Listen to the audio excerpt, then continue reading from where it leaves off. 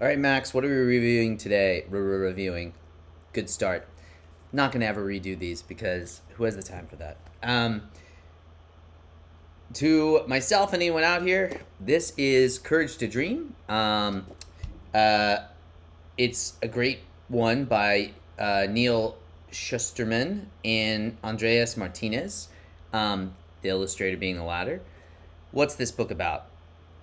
As the subtitle, Tales of Hope in the Holocaust. This is a cool book where it takes you through the Holocaust almost with the lens of what you wish could have happened. So there's 5 short stories in this book where you get a really fun magical interweaving of ways that the Holocaust could have been better. And we'll dive into this more as we get into the characters and the art. But it's almost like a fan fiction for what you wish would have been able to happen if magic were available to save a bunch of people's lives and things like that. Alternative timelines, kind of a thing. So as I stumble through the description here, hopefully that makes a little bit of sense. We can jump into my patent pending review system, which I had to write on pen, so it's super small today. Let's start with the characters. I gave the character score a 5 here because I found some of the characters more memorable than others. I think a good test of characters, again, is like how much would I come back to this book to reread it specifically because of the characters? How much did I enjoy it, and how much did I remember that like would drive me to like re-experience this piece of art? I think I read this about 2 weeks ago. So a typical test I might do is, do I remember each of the stories super distinctly without having to like really work my memory over? And I remembered like 2 or 3 of these stories pretty easily, and some of the reason I did was because I liked some of the characters connected to them. In particular, I thought the first story was really memorable. It's a story about 3 girls that are hiding, like Anne Frank style, from being discovered by the Nazis, and then essentially discover something like a Narnia-esque portal where they can run to, which is so cool. Like and I'll get to the other parts later where I think the strength of the book really lies in the creativity. I thought these characters were quite memorable, and it was hard to forget this other story where there was a bunch of like kids and actually the magical folklore creatures connected to the story were quite memorable as well. But I don't think the point of this book was really character centric, if that makes sense. You get 5 different stories where the characters are all basically children. I think in some sense their features matter less than the magical connection of the story that they're in. I'll get into that a bit more later. So the characters I think were solid in some sense. I remembered a bit of particular ones to come back to it, but I think much more about this was framing why the magical story in the historical sense was interesting, and then the originality of how they blended something from Jewish tradition or some other kind of like really interesting magical element into this. So not bad, but not the strength of the book. The characters, I thought similarly for the art. Like some of the art, I really liked how it came off. Like it's colorful. There's occasionally some like really nice splash pages that I like. We'll get into this on the readability side. Oh, this is another great one. I'm getting lucky flipping to these. I should have put my like typical barks, but like look at that. That's like an awesome thing. You might catch the illusion here. This is again a different story where the magical element here is drawing from Old Testament stories of Moses using like the staff to conjure various plagues, a la leaving Egypt, which is another fantastic idea. What if we had truly one like the staff of Moses from the Old Testament as like a super powered item we can, defeat the Nazis with? That's another one of the 4 stories, which I thought was really, really cool. So art, I think at certain points has strengths. In other points, and this is again, I'll get into the readability later.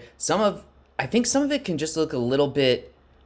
I don't know how else to say this. I think the color tone and the way it's printed, at least for me, sometimes the text is just harder to parse. So I'll get into that on the readability side. But overall, I think the art Definitely not a weakness. I would say above average a little bit. Not my absolute. I think like the style doesn't, again, wouldn't be the thing I'd come back to it for, but there are certain pages that I think look really nice. Um, then we get to the obvious strength here, history, culture. So we get like really creative, again, connections to either very important things in the Jewish tradition, Jewish world, or Holocaust itself. So we get like the first story I would say is like a referential connection to Anne Frank mixed with something like Narnia. The second story has a golem in it, which is the second and third story both have folklore tales that tie back to traditional things that would be well known. And you could dive into stories specifically about the golem or some other stuff too. Something else I love is like this is a bit of pages like right after every chapter. This is right after the chapter about the golem. They give you almost like a quick breakdown of the historical side of this, and often there's a very direct connection to something that actually happened. Like the golem story is basically some Jews revolting in one of the camps, and there actually was a real group of Jewish like freedom fighters basically that broke out of this camp that you can read about too, and that like revolted and tried to get people out of the trains that were bringing them. So there's a real beautiful, I think this is again like up there with like some of my favorite books for blending like extremely cool storytelling with real cultural things in a very memorable way. I already mentioned in like the fourth story, tying in Moses, like the figure basically of the Old Testament in so many ways. Super powerful. And the last story as well, such a creative, interesting one. It actually takes place in America. I think basically every other story is in Europe. But the last one is very much reminded me of that show, which I'm forgetting the name of, but the concept of the show was like, what would have happened if the Nazis won, basically? And so you see like a U.S. that's been cut in half, where part of it's ruled by Japan, part of it's ruled by Germany. I forget the name of this. I should know it. I watched a couple episodes. I forget. But they almost go the opposite of this. What would have happened if basically like, the Holocaust never happened and Hitler never won?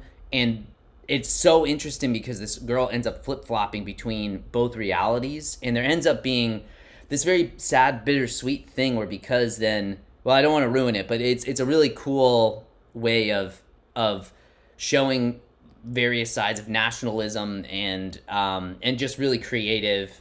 So all that to be said, every chapter has a deep, strong connection to something magic-esque that also has like extreme historical significance. I'm not calling the Bible magic either. I'm a Catholic myself, so believe in the Old Testament stuff too.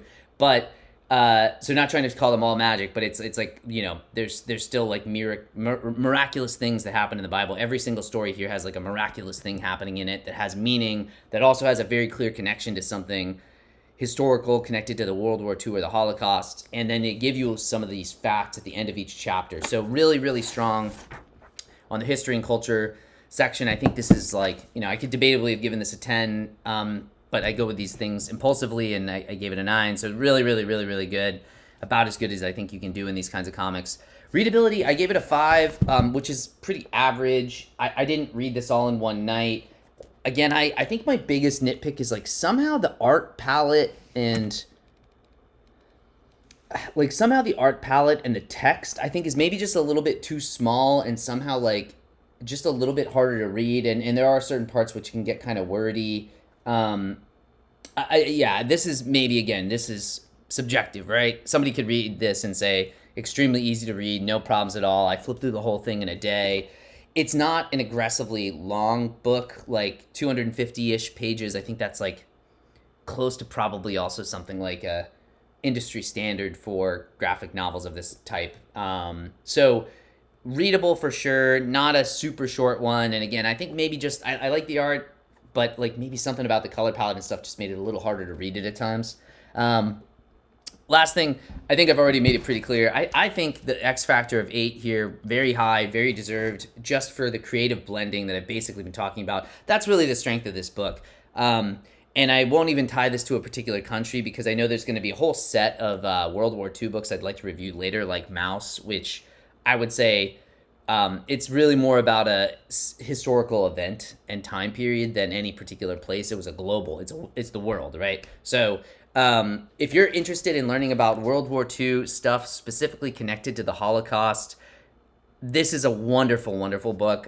Super strong, 6.6. Definitely high recommend for Courage to Dream. Last thing I'll also recommend, I love reviewing these books around the world. I'm interested at some point making my own graphic novels.